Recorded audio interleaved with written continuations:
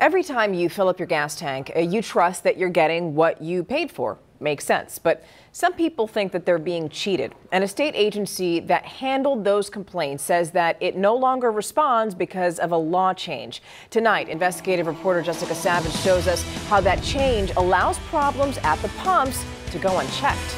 You see anything coming out?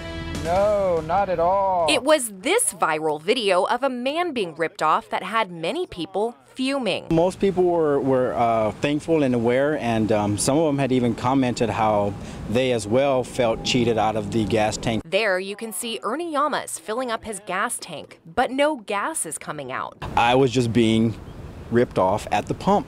Problems at the pump aren't new in Corpus Christi, but what is how the state inspects what you pay for. It's very hard for us to hold the station accountable. But the only thing we can hold them accountable is keeping the registration current, and that's just about it. Texas Agriculture Commissioner Sid Miller said that's because of a new law that took effect September 1st. Lawmakers overwhelmingly supported House Bill 2174. Signed by the governor, the law's intent is to save taxpayer money by outsourcing the fuel pump inspection process. State Representative Todd Hunter voted for it. The goal is to make sure that if there's a problem, it's resolved quickly. If it is not, then we need to make those modifications in January. Miller says the law hurts you, the consumer. The Texas Department of Agriculture handles complaints about credit card skimmers, dirty fuel, and malfunctioning pumps to make sure you get what you pay for. Before September 1st, Miller said a state inspector would respond to a pump complaint within 24 hours. But not anymore. Bad deal. It lets bad actors proliferate in Texas. Our investigation shows since that new law took effect, a gas station in Corpus Christi where several people have complained to the state about being ripped off continues to have problems. Back in February, James Esparza told the state about an issue at this Shell station on Weber near Holly Road. So I called him and let him know about a certain pump that was pretty slow. But the new law was in effect. Now we can't even respond to a complaint.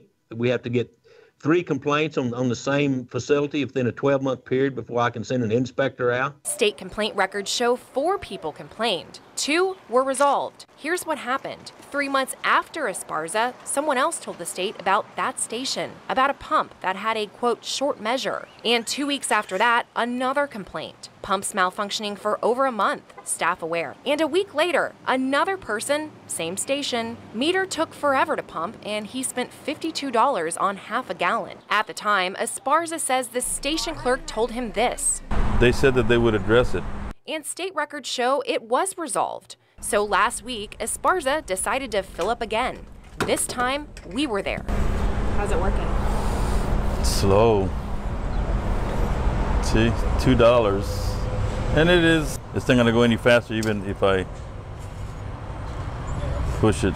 We made the station aware of it. I haven't had any complaints today. Less enforcement from the state, that means a lot more work for private businesses like R&R Petro Services. Owner Brad Howe says the modern technology in gas pumps makes it difficult these days to get ripped off, even if a fuel pump is running slow. It's all electronically calibrated, and you have to go through programming changes in there to change the calibration, whereas the older pumps had like a dial on the meter that you can adjust. Businesses like HOWE's company are now handling the inspections the state used to do, including this one, a fuel calibration inspection. The inspection determines if you're being shorted at the pump. Employee Juan Saldana demonstrated how it works. The pump he tested passed with no problems. But to show us just how sensitive the 5-gallon test is, Saldana removed a couple of ounces of fuel. Right there, you can see how even the slightest amount caused the pump to fail the test. So what about that slow fuel pump? Howe says a slow pump could be caused by dirty or diluted fuel in the line. And the best thing to do? I'd recommend to shut it down and tell the owner that the pump's pumping slow, and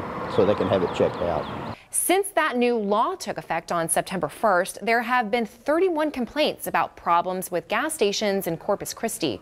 Records show 6 of those are unresolved. That's our Jessica Savage reporting. To read through the reported problems at local gas stations, you can look for this story on our website, christv.com.